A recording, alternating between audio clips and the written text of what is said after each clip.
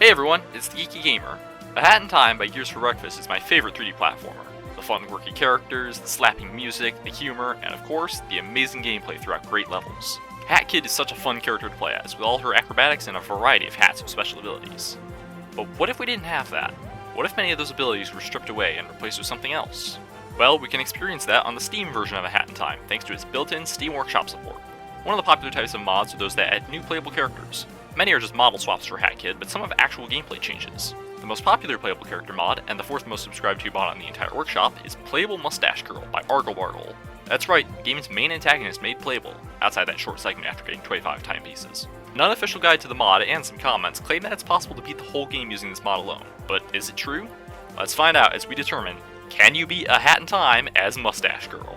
Side note, I'm pretty sure I looked before, but I didn't find out until after doing my run that Piffle and Leo already did this challenge, and did Death Wish. I didn't spoil the challenge for myself, however, I waited until I had already done my run. Also, I allowed badges and played on the full Mew mode the entire time, instead of switching to gear only mode for bosses. First, the rules of this challenge. I'll start a new save file and only play as Mustache Girl from the Playable Mustache Girl mod by Argle on the full Mew mode.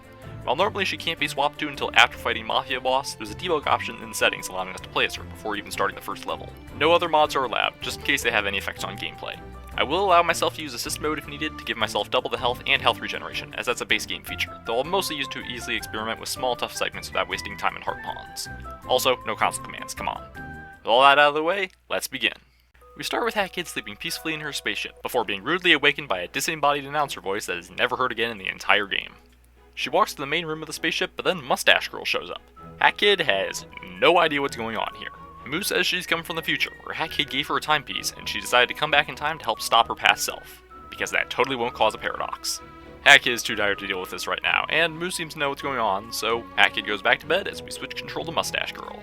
Right off the bat, Moo's basic movement is exactly the same as Hat Kid's, but we'll see the differences soon enough. As Moo sees what Hat Kid really needs the timepieces for, getting home, she's interrupted by a Mafia goon demanding toll, and she's unable to stop him from breaking the glass and getting all the timepieces scattered to the planet below. Here we go again. What was that sound? Probably nothing. Welcome to Mafia Town has us land in, well, Mafia Town, where Moo comes face to face with her past self. Somehow the space-time continuum hasn't already imploded in on itself. Past Moo leads present Moo, or is that present Moo leading future Moo? I don't know, but we're led to the market to retrieve a timepiece. Moo takes the umbrella, and it's time to fight. Where's my umbrella? So, this mod's Playable Mustache Girl can't wield the umbrella like Hat Kid can. She can only slap on the ground. She also can't use Hat Kid's absolutely overpowered homing attack, just a diving kick. Still, those different combat tools are enough to dispatch this Mafia goon and take our first timepiece. Next up, Barrel Battle. Just need a wall jump out of this little alleyway and... Problem. Mustache Girl can't wall jump. Hat Kid can normally jump into a wall and start a brief run up it, then jump across to another wall. Moo doesn't have that move. Well, this challenge is impossible. Be sure to like, comment, and sub... Nah, we've barely even started this video, though that stuff would be appreciated. Anyway, do we need to mark this level as impossible and just see if we can do the rest of the game? Nope, because this mod's Mustache Girl has a few tricks up her sleeve. Bombs. Throwing the basic Moo bomb when up against a wall will make the explosion bounce her away, right into the other wall. Chain these together to easily escape the alley. Bombs are also a great offensive tool since they're a projectile. Additionally, you can throw one just before hitting the ground to launch even higher into the air. Time it right and you can get it with no cooldown, allowing for 4 bomb bounces in a row. They can also be used for some explosive horizontal travel. And one last thing, yeah, of course they can break the glowing stuff you need the brewing hat for. Who knew one tool could be so versatile? We bomb bounce on over the TNT pile for what's technically the first boss of the game. I tried to do the trick where you stay in one spot and avoid all the barrels, but either got patched or I didn't find the right spot. We retrieve the timepiece and Moo befriends her past self. After a mission briefing where future Moo probably realizes how crazy she used to be, it's time for She Came From Outer Space. Something I noticed here is how the bombs can mess you up, as they can blow you back from the explosion if you're too close, even if you don't want that. Chase Goofy Mafia, practice a bit more with bomb wall jumping, and grab the timepiece. 2 red-hooded mustachioed girls walk into Mafia HQ for Down with the Mafia. I was a bit worried I wouldn't be able to grab the key, but that must have been a different playable character mod. Time to take on Mafia boss himself. I took some hits, took a bit to figure out the timing to dive kick him, and fell off a Mafia ball, but in the end, Mustache Girl saved her past self and claimed another timepiece. Unfortunately, past Moo breaks the timepiece and discovers its time-altering power, and she starts getting ideas. Future Moo knows that will only lead to bad things, but her past self is too stubborn to listen. History has repeated itself. Also, she pickpockets half her pawns. Yep, she's an enemy now. Man, talk about hating yourself. Next stop, Dead Bird Studio. We listen as the conductor, voiced by Xander Mobus, who's also Joker from Persona and Master/Crazy Hand, argues with DJ Grooves, voiced by Anthony Sardina, who's also Lamar Williams and Dr. Sheridan, and the entire Funky Force. I didn't know Anthony voiced this many, but after finding out, I can totally hear it. Quick stop to bomb the receptionist, unfortunately voiced by some racist YouTuber, grab the double shades, then it's infiltration time. Went mostly the same, but I was able to toss a bomb at this lever to activate it from a distance, so that was neat. We get to Grooves and get our picture taken. Wait, that doesn't look anything like us. Much better. Conductor also hires us, and we get a timepiece. Mierda on the Owl Express is largely the same. I can show off another of Moo's bombs, the Ice Bomb. Jump on top of an ice platform and toss the bomb just before landing to become an ice statue and use the platform. Unfortunately, I missed the 6th clue, but I've gotten all 6 before, I just forgot where one of them was. Called her uncle's sister out as the killer, and it turned out to be a ploy by Grooves trying to help make the movie. We get a timepiece as our reward. Picture Perfect was really easy, just run around to all the penguins with cameras or question marks. Didn't even need to grab any Grooves tokens. Got another timepiece. On to Train Rush, but we're missing a key item. Looks like we'll have to take a quick detour to Subcon Forest. Fun fact, the reason for this is because Subcon was originally the 2nd chapter, with Battle of the Birds as the 3rd. They got swapped, but the hookshot badge stayed in Subcon. For contractual obligations, we walk along this forest trail, now we find we'll fail. Never gonna reach that goal, now give him our soul. Joke's on Snatcher, this contract isn't legally binding to Moo, she signed with Hatkid's signature. Anything from here on out is a breach of contract from him. Burn some paintings so the fire spirits can die, and get a timepiece. Now for the Subcon well. Couldn't slap this one Dweller bell and only this one for some reason, but bombs work on bells, so there's some bonus. Jump on the well and go grab the hookshot badge.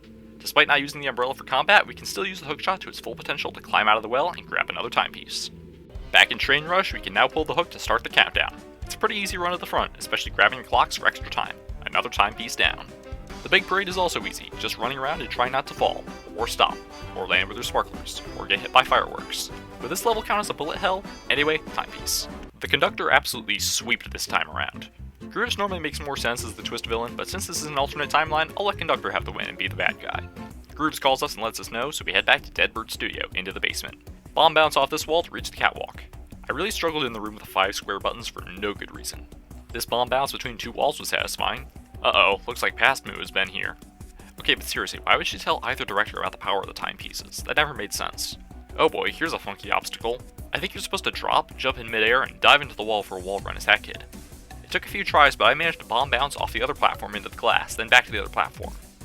The final fight with Conductor was really fun. Had to use a bit more skill without Hatkid's busted homing attack, and I was so close to no-hitting it. One of those stupid owls with the knives got me once. We take down the Conductor, slap some sense into him, and grab another timepiece to end this chapter. Back to Subcon, we're heading into Queen Vanessa's manor.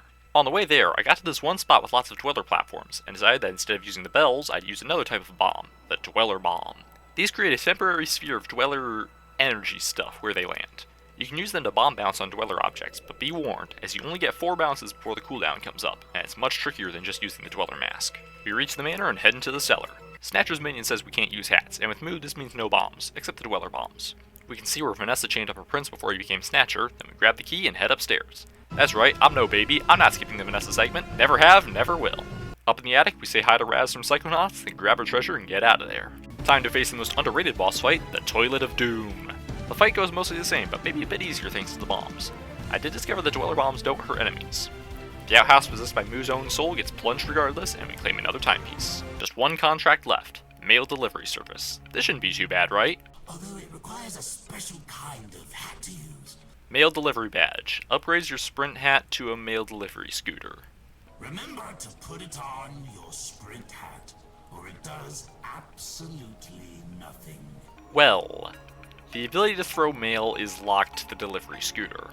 The bombs don't count either. It appears this timepiece is impossible to get, which also means we can't fight Snatcher's Mustache Girl. Is what I thought, until I did some research on the mod page and found out from the comments that Argle accounted for this level. I double checked, and sure enough, for this level only, Moo gains an additional ability, Mail Toss, which works the same as the bombs, but also counts as a mail projectile from the mail scooter. It isn't as easy to deliver without the aiming, but there's enough minions in our reach to deliver all 10 packages and get the timepiece. I seriously thought this wouldn't be possible and we'd be locked out of the Snatcher fight, but I was pleasantly surprised.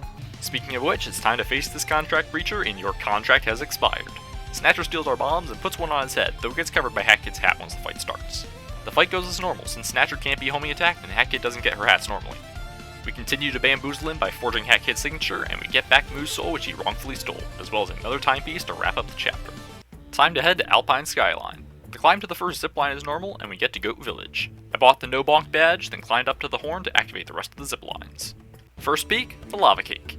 Let me tell you about these stupid spiders. Normally, Hat Cake can homing attack them to cross gaps. Moo doesn't have a homing attack, so she has to dive kick or just jump on them. But if you get the timing wrong and approach them too low, they do that stupid buzzsaw thing with their legs and knock you down.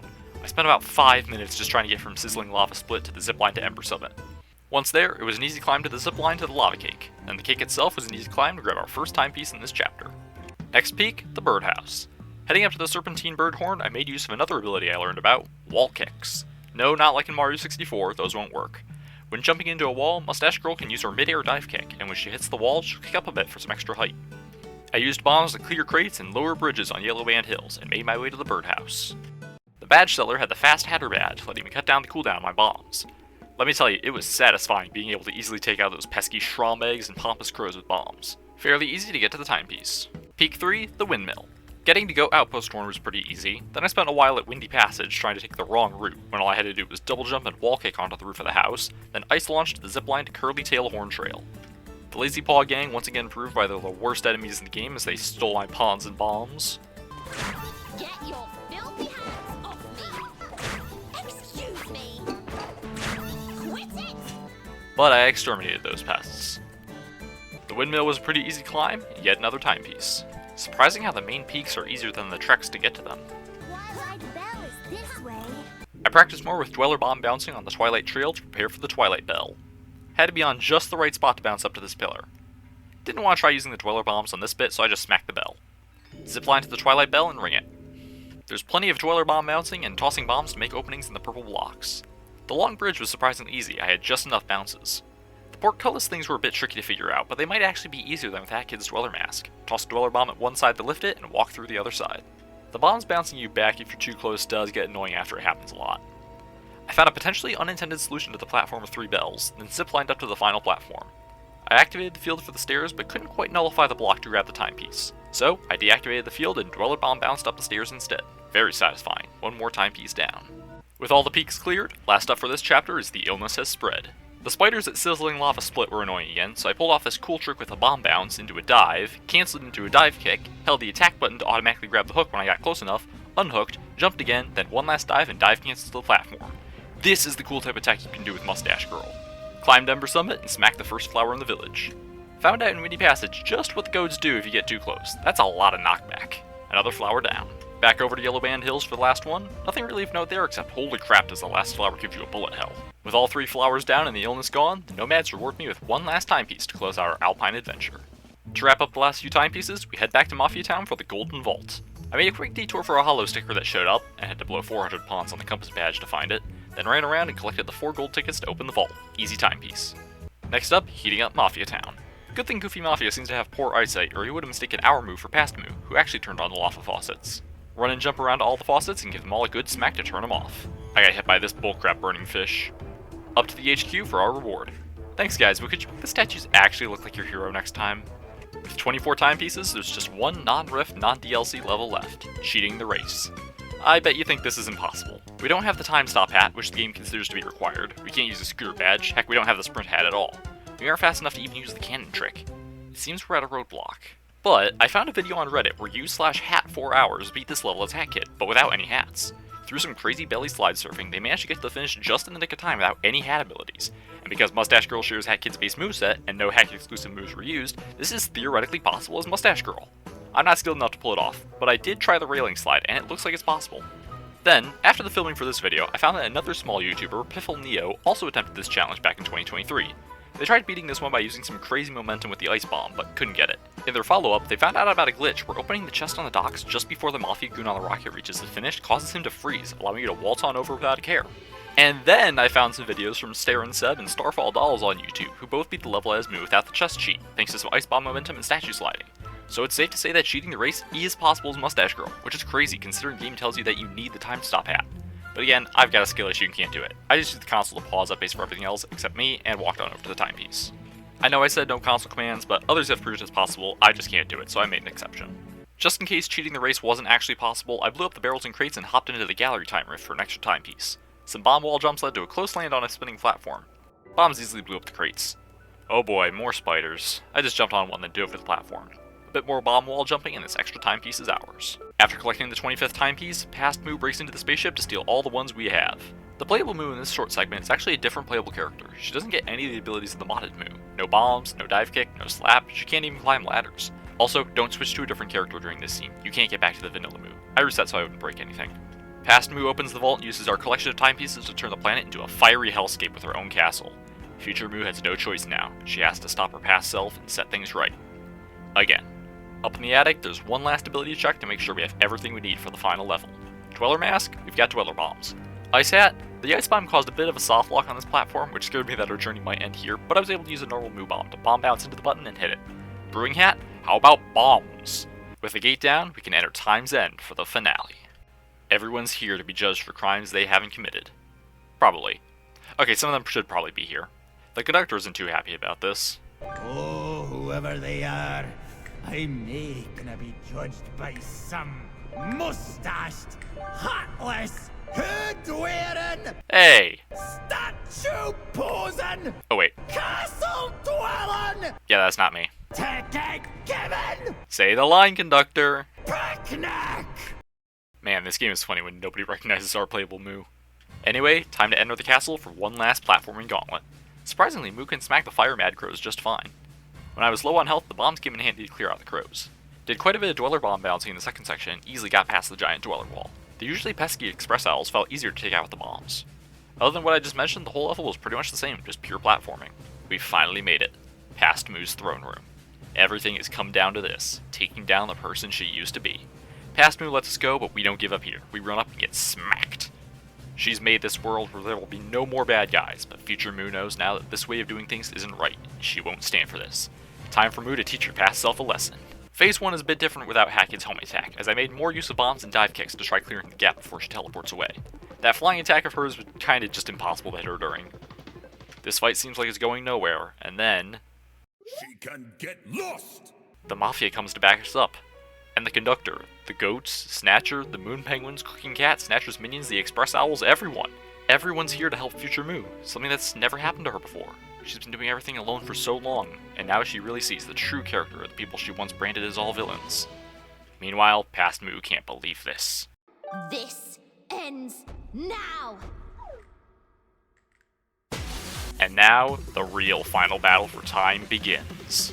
Phase 2, infamous for its murder of bitrate, has plenty more chances to toss bombs for faster damage, as opposed to the windup on Hackid's homing attack.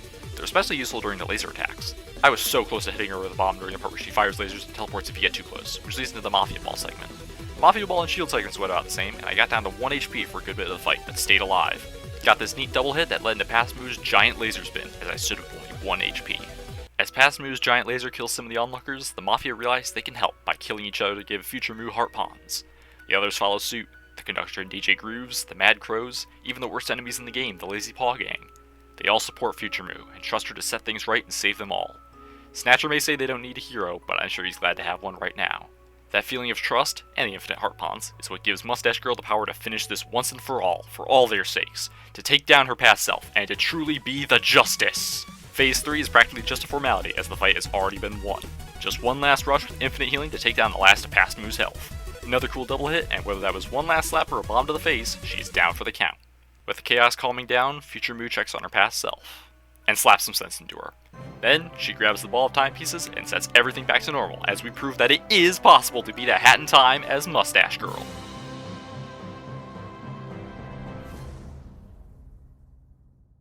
Returning to the spaceship, Moo sees that the planet is back to normal. Gazing down to Mafia Town, she somehow sees her past self laying there from this distance. And now, she has a decision to make. Should she give her past self a timepiece to help her defeat the Mafia, like Cat Kid gave her? It would be an incredible help, but then, she thinks about the adventure she's just been on. She took down Mafia Boss, survived dangerous movies and a crazy conductor, carried out contracts and beat Snatcher, climbed the peaks of Alpine Skyline and saved them from the flowers, and even defeated her past self, who was armed with countless timepieces and the power they can grant. All of this, all by herself, without using a single timepiece, except to set things right in the end. All of this with only her own ingenuity and a bunch of bombs. If she could do all this with just that, maybe Past Moo doesn't need a timepiece to save her home. She has the strength within her. Besides, probably best to cut this off before it becomes a time loop. With all the timepieces back in the vault, Moo makes another choice. She'll travel with Hat Kid. Her little time travel to the past has left her somewhat displaced in time, and maybe there's no way to go back to her original timeline. So, why not stay with a new friend? But first there's these jokers to deal with. Sorry guys, but there should probably only be one mustache girl on this planet. It's a wonder they didn't already implode the timeline with a paradox. Now, time to bring Hat Kid home.